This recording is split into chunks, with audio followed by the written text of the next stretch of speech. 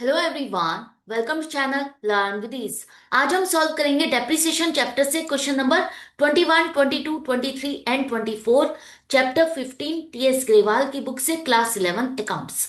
Online classes, online tuitions के लिए आप मुझे स्क्रीन पर दिए गए नंबर पर व्हाट्सएप कर सकते हो अपना नाम और क्लास। और आप अगर सॉल्यूशन ढूंढ रहे हो टीएस ग्रेवाल और डी के गोयल न्यू एडिशन बुक के, तो चैनल के होम टैब पर क्लिक करो। सभी सॉल्यूशंस अपलोडेड मिलेंगे। पोस्ट सेक्शन में एमसीक्यूज मिलेंगे क्विज के फॉर्मेट में, और एमसीक्यूज के सॉल्यूशंस है शॉर्ट्स में। साथ ही अब आप इस सॉल्यूशन को इंग्लिश में सुनना चाहते हो तो उसके लिए आप ये सेटिंग का बटन प्रेस करो और ऑडियो ट्रैक से इंग्लिश या हिंदी को सिलेक्ट करो। तो बहुत कुछ है चैनल पर, विजिट द चैनल। अच्छा लगे तो शेयर और सब्सक्राइब जरूर करना। क्वेश्चन नंबर 21 में एक बॉयलर खरीदा है, मशीन की तरह से है, इसे खरीदा है। और अब आपको यहां पर डेप्रिसिएशन लगाना है इस पर नेक्स्ट 3 इयर्स के लिए। 3 इयर्स के लिए डेप्रिसिएशन। और कौन सा मेथड? डिमिनिशिंग बैलेंस मेथड, मतलब रिटर्न डाउन वैल्यू मेथड से आपको कैलकुलेट करना है। स्ट्रेट लाइन मेथड में आप ओरिजिनल कॉस्ट पर ही हर साल सेम अमाउंट का डेप्रिसिएशन लगाते हो, लेकिन डिमिनिशिंग बैलेंस मेथड या रिटर्न डाउन वैल्यू मेथड में आप जो बैलेंस लास्ट में बचता है ना डेप्रिसिएशन लगाने के बाद, उस पर नेक्स्ट ईयर डेप्रिसिएशन लगाओगे। किस तरह से? देखो इस तरह से। सबसे पहले बॉयलर की कॉस्ट क्या है? आपने इसे खरीदा 10,000 में, लेकिन जो आपने इस पर शिपिंग चार्जेस पे किए वो इसी की कॉस्ट में ऐड होंगे। इंपोर्ट ड्यूटी जो पे की वो भी इसकी कॉस्ट में ऐड होगी, और इंस्टॉलेशन एक्सपेंसेस 1,000 ये भी इसी की कॉस्ट में ऐड होगी। जो स्टार्टिंग में जितना भी आपने खर्चा किया वो टोटल इसकी कॉस्ट में ऐड होगा, और कॉस्ट हो गई 20,000। तो फर्स्ट ईयर आपको डेट ऑफ परचेज नहीं दिए, तो मान के चलो first date of financial year को आपने इसे खरीदा, तो पूरे साल का डेप्रिसिएशन इस पर लगेगा 10% पर एनम के हिसाब से। कितना? 20,000 मल्टीप्लाइड बाई 10 डिवाइडेड बाई 100, 2,000। अब कितनी वैल्यू बची इसकी? डेप्रिसिएशन लगाने के बाद पहले साल में इसकी वैल्यू बची है 18,000। अब इसके बाद नेक्स्ट ईयर सेकेंड ईयर में आपको जो डेप्रिसिएशन लगाना है वो 20,000 पर नहीं, 18,000 पर लगाओगे। तो 18,000 का 10% 1,800 डेप्रिसिएशन हो गया पूरे साल का। अब वैल्यू क्या बची है आपके पास? 16,200 at the end of the second year. Value है 16,200, जिस पर आप नेक्स्ट ईयर डेप्रिसिएशन लगाओगे। कितना? 16,200 पर 10% 1,620। अब वैल्यू क्या बची? थर्ड ईयर डेप्रिसिएशन के बाद इसकी वैल्यू बची है 14,580। आई होप आपको समझ में आ गया। स्ट्रेट लाइन मेथड से ये कैसे डिफरेंट है ये भी समझ में आ गया।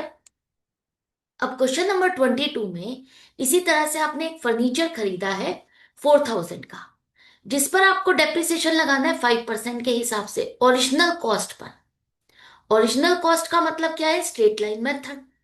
स्ट्रेट लाइन मेथड से अगर आप लगाते हो 4 साल के लिए डेप्रिसिएशन, तो कैसे बनाओगे, किस तरह से आप इसे फर्नीचर अकाउंट में शो करोगे ये बताना है।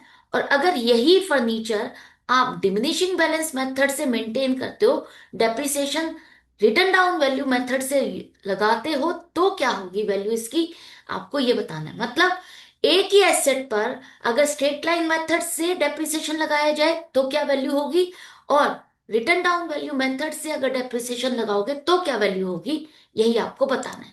तो सबसे पहले फर्नीचर आपने 4,000 का खरीदा, जिस पर 5% पर एनम के हिसाब से आपको डेप्रिसिएशन लगाना है। स्ट्रेट लाइन मेथड में अगर परसेंटेज दी है तो आप उसी से आप कैलकुलेट करते हो।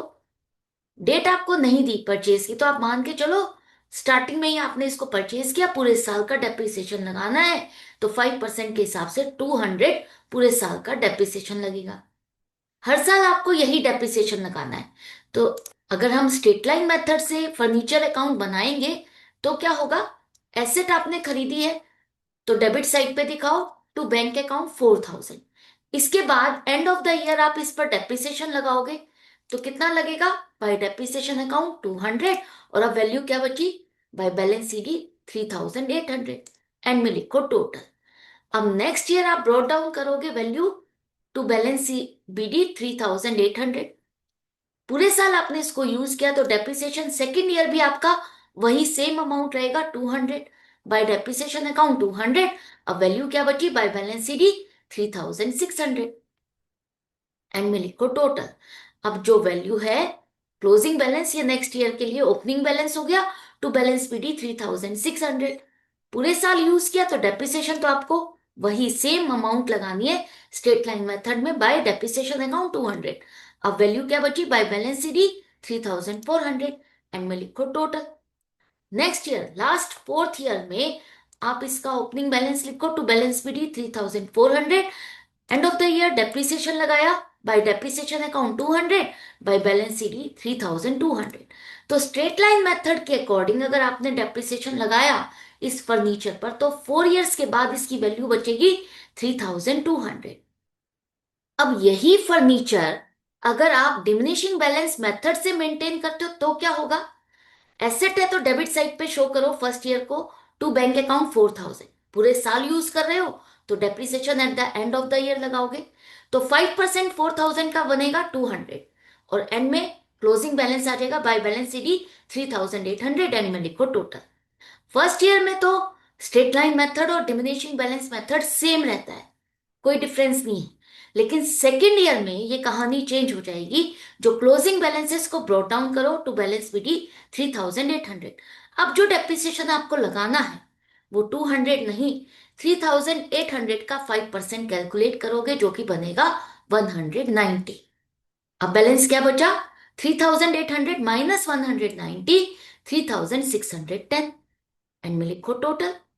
अब जो ये क्लोजिंग बैलेंस है नेक्स्ट ईयर के लिए ओपनिंग बैलेंस है टू बैलेंस बीडी 3610। अब आपने इसे पूरे साल यूज किया तो अब इस साल डेप्रिसिएशन कौन सी अमाउंट पे लगाओगे 3610 का 5% 181। एक बात याद रखना, अगर आपका आंसर डेसिमल में आ रहा है तो 50 पैसे या 50 पैसे से ज्यादा है तो एक डिजिट आगे हो जाओ, और 50 पैसे से कम है तो आपको एक डिजिट आगे नहीं बढ़ना। अब क्लोजिंग बैलेंस क्या रहेगा बाय बैलेंस सीडी 3429 एंड में लिखो टोटल। अब क्लोजिंग बैलेंस को नेक्स्ट ईयर फोर्थ ईयर के लिए ब्रॉट डाउन करो टू बैलेंस पीडी 3429। पूरे साल यूज कर रहे हो तो डेप्रिसिएशन लगेगा बाय डेप्रिसिएशन अकाउंट 171। 3429 का 5% 171 एंड में closing balance bye balance CD 3258। Total लिखो। अब आपने क्या देखा स्ट्रेट लाइन मेथड के अकॉर्डिंग क्लोजिंग बैलेंस क्या आ रहा है 4 इयर्स के बाद उसका बुक वैल्यू जो वो शो कर रहा है वो है 3200, और डिमिनिशिंग बैलेंस मेथड में बुक वैल्यू है 3258। तो दोनों में फर्क क्यों है। स्ट्रेट लाइन मेथड में आप सेम अमाउंट का डेप्रिसिएशन हर साल लगाते हो, लेकिन डिमिनिशिंग बैलेंस मेथड में जो बैलेंस बच जाता है उस पर आप डेप्रिसिएशन लगाते हो। क्लियर हो गया। क्वेश्चन नंबर 23 में कबीर ने एक मशीन खरीदी है 25,000 की, जिस पर इसने कुछ खर्चा भी किया है। अब आपको डेप्रिसिएशन लगाना है 10% per annum return down value method से। 3 इयर्स के बाद इस मशीन को इसने बेच दिया। आपको बताना है कि इस मशीन को बेचते हुए प्रॉफिट हुआ या लॉस हुआ। तो कैसे करोगे, आपको मशीन अकाउंट बनाना है। तो एसेट को खरीदा, कौन सी डेट को खरीदा नहीं दी तो फर्स्ट ईयर लिखो, टू बैंक अकाउंट। अब जो आपने मशीन खरीदी है वो तो 25,000 की, लेकिन जो भी आपने इस पर खर्चा किया वो सारा इस पर ऐड होगा। कैरियज, फ्रेट, ब्रोकरेज या जो भी आपने आयरन पैड खरीदा वो सब इसी में ऐड होगा। स्टार्टिंग में जो भी आप खर्चा करते हो एसेट पर वो उसकी कॉस्ट में ऐड होता है। तो ये मशीनरी हो गई 35,000 की। इसको आपने पूरे साल यूज किया तो डेप्रिसिएशन पहले साल का कितना बनेगा 10% के हिसाब से 3,500। बैलेंस क्या बचा बाय बैलेंस सीडी 31,500 एंड में लिखो टोटल। अब जो ये क्लोजिंग बैलेंस है नेक्स्ट ईयर के लिए ओपनिंग बैलेंस है, तो टू बैलेंस बीडी 31,500। पूरे साल यूज कर रहे हो तो डेप्रिसिएशन इस पर आपको WDV मेथड से लगाना है, मतलब जो वैल्यू अब बची है उस पर लगाना है 10%। तो डेप्रिसिएशन हो जाएगा 3150। एंड में बैलेंस क्या बचा बाय बैलेंस सीडी 28,350 एंड में लिखो टोटल। थर्ड ईयर में आपका ये opening balance to balance BD 28,350, इसको आपने पूरे साल यूज किया तो डेप्रिसिएशन हो जाएगा 28,350 का 10% 2,835 एंड में बैलेंस क्या बचा बाय बैलेंस सीडी 25,515 और एंड में लिखो टोटल। अब 3 इयर्स के बाद इस मशीन को बेच दिया गया। तो जिस टाइम पर हम इसे बेच रहे हैं तो उस टाइम पर इसकी बुक वैल्यू क्या है? 25,515।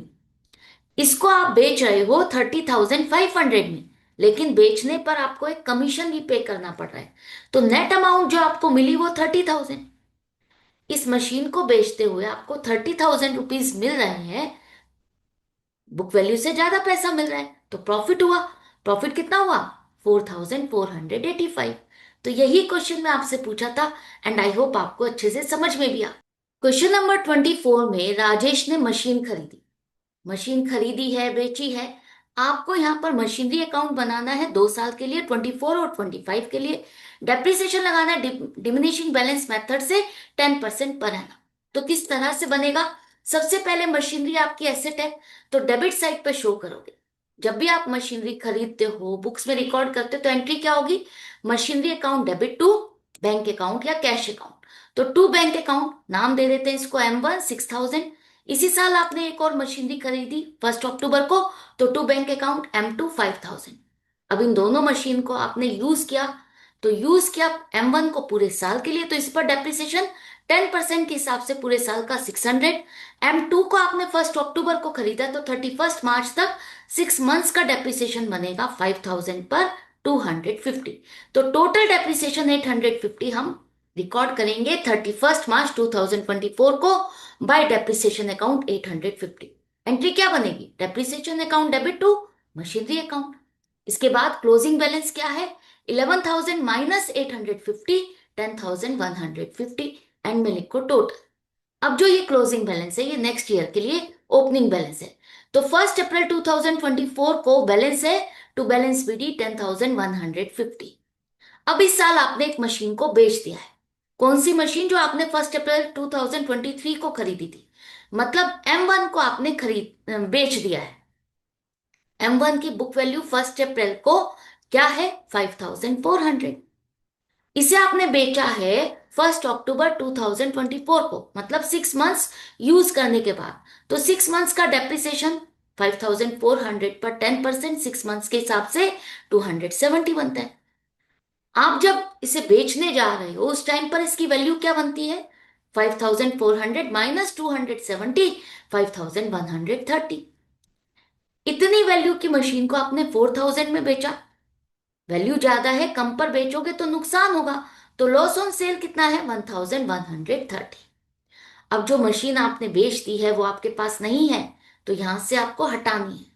हटाने के लिए किस तरह से शो करोगे? 1 अक्टूबर 2024 को लिखो कि कितना पैसा मिला बाय बैंक अकाउंट 4,000। इसको बेचने पर आपको लॉस हुआ by loss on sale of machinery 1,130। आपने इस पर डेप्रिसिएशन कितना लगाया? 6 मंथ्स आपने यूज किया, तो डेप्रिसिएशन बाय डेप्रिसिएशन अकाउंट 270। तो इस तरह से 5,400 की मशीन जो इसमें इंक्लूडेड थी वो यहां से निकल गई। अब जो बाकी मशीन बची, M2 जो बची है आपके पास, वो कितनी वैल्यू की बची है? 1 अप्रैल 2024 को इसकी वैल्यू थी 4,750। इसे आपने पूरे साल यूज किया, तो इस पर डेप्रिसिएशन लगेगा 10% के हिसाब से 475। इसे रिकॉर्ड करोगे 31 मार्च 2025 को बाय डेप्रिसिएशन अकाउंट 475। अब मशीनरी की वैल्यू क्या बची है? वैल्यू बची है आपकी 4,750 माइनस 475, 4,275। M2 की मशीन बची है, उसी का क्लोजिंग बैलेंस है जिसे आपको एंड में शो करना है। तो आई होप ये मशीनरी अकाउंट आपको समझ में आ गए। तो इसी तरह से प्रैक्टिस करते रहो, सीखते रहो, समझते रहो, कनेक्टेड रहो। मिलते हैं नेक्स्ट वीडियो में आगे के क्वेश्चंस के साथ। Good bye and take care.